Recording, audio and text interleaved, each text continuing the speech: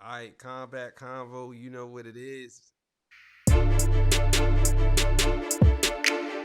We back. Yeah. You know what I'm Mhm. saying?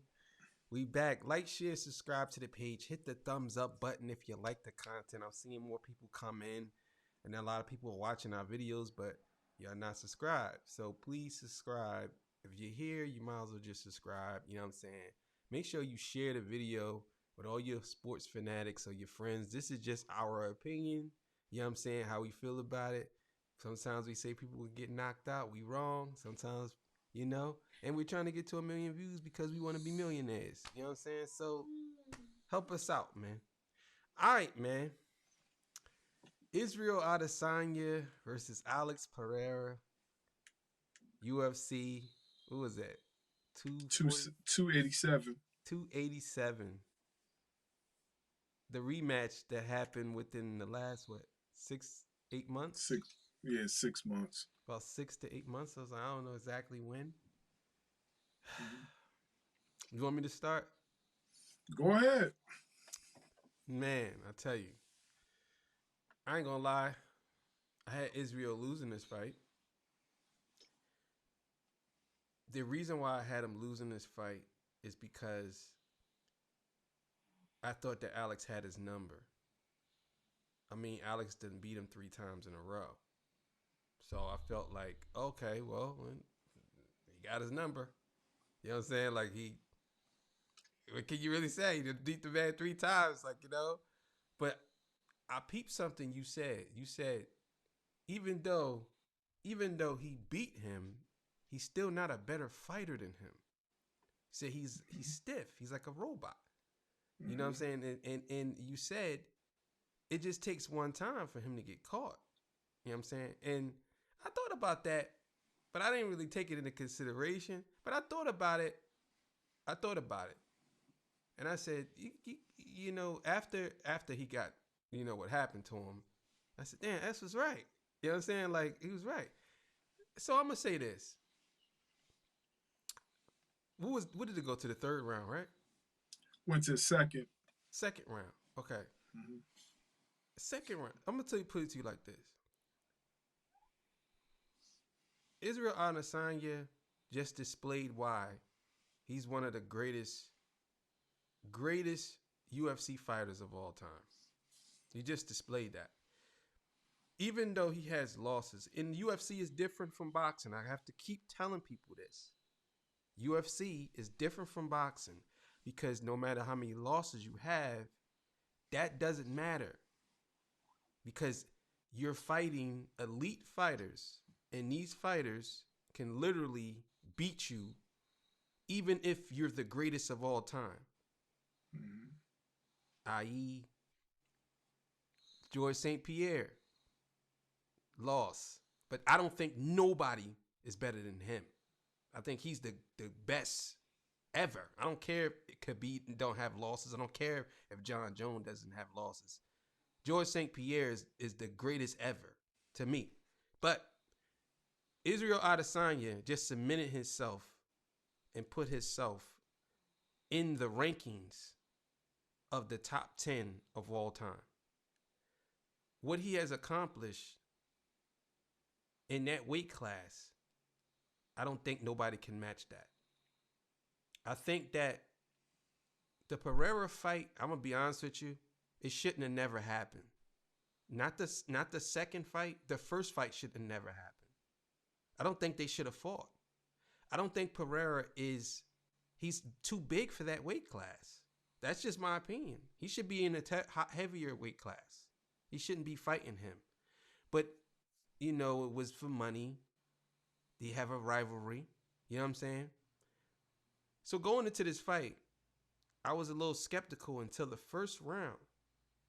And I started to notice that Izzy did something different in this fight.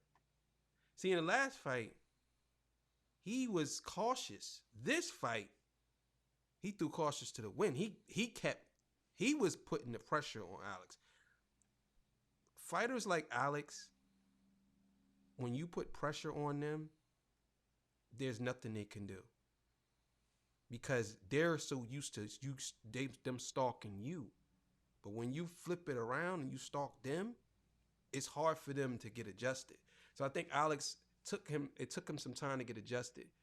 But again, during that last fight, I think it was the third round, the end of that third, where Izzy caught him and he almost dropped. That was a telltale sign right there that he can't take a hit. So what Izzy did was he played possum. And he said, you know what? I'm going to let you think you're getting this off. Go ahead, do your thing. But as soon as Alex swung and he missed that one punch, because I think Izzy could have did that in the last fight, but he got caught too many times. And this time he realized, he said, you know what?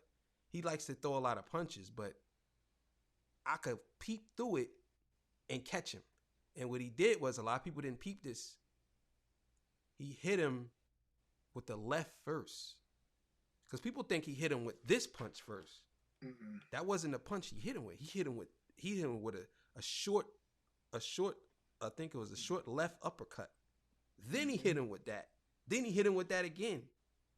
Then he hit him when he was going down. And then he hit him with the hammer fist. Boom. Mm-hmm. Knocked out. He knocked him out. I thought he was dead.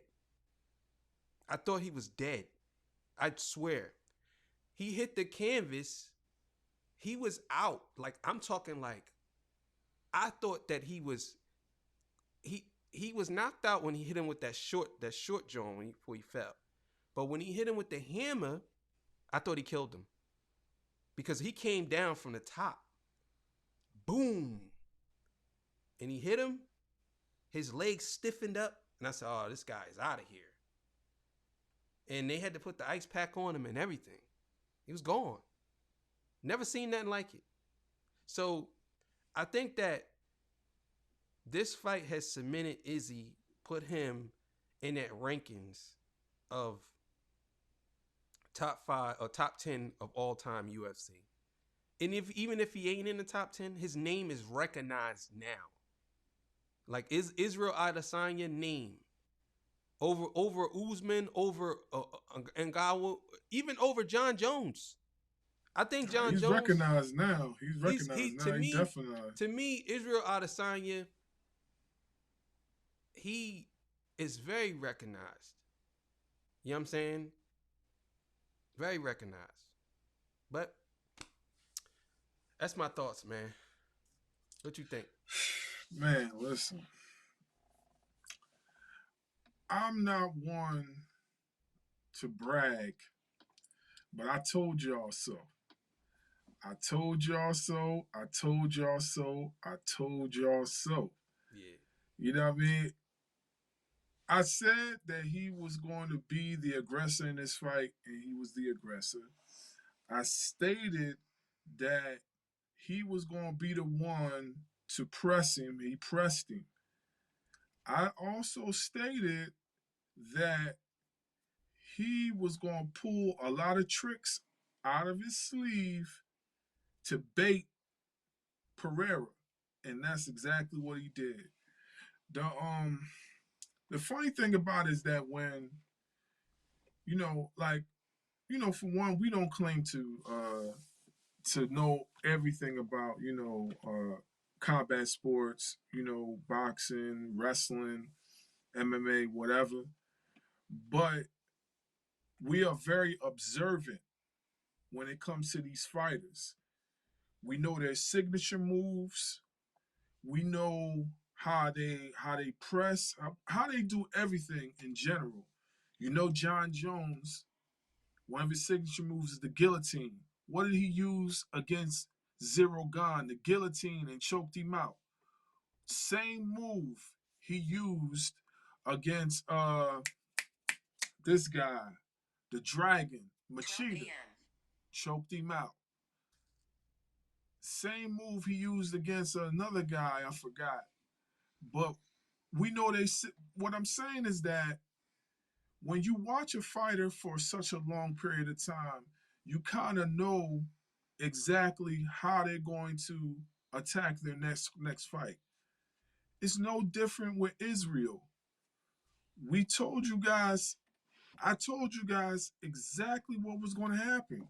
Exactly. And I was right on point. That's the first time that I could actually say, I could pat myself on the back and say that I actually was right about what he was going to do. He even, to make matters even better for him in his favor, he even showed the training video where he practiced that exact counter strike that he hit Pereira with. He showed it. He backed up against the wall. It's on his page. It's on his Stylebender page. He backed up against the wall. Pereira was pressing him. Boom, boom. They knew exactly what he was going to do. The knee, and then as soon as he threw the knee, block, boom. That short punch, boom. The jab, boom. Another one. You stumble. The same exact thing. The same move that he hit him with the last time that he almost got him out of there, but he got saved by the bell. He used it this time and he got him out of there for sure. You know, but the thing is, when people want to prove themselves right, they don't want to have the argument of, well, all right, well, if that's the case, then such and this. They never want to debate or have the argument of things. And then when they get it wrong, they want to call your names and say this. Like, every time I'm on the page and I debate with people in these platforms and these Facebook groups, they always seem to think that they have the answers. Well, you don't have the answers now because you were wrong. See, so all I gotta say is frozen like Elsa. Frozen like Elsa, yo. He had this man stiff. I, and the crazy thing is that Pereira is such a great fighter. He is a great fighter. Even though he's stiff, he's still a dangerous fighter. And I feel sorry for anybody that has to stand in front of this guy if he decides to step up to 205, which I think he will because he has too much of a problem cutting weight. He had to cut 2 pounds before the weigh-in. Hmm.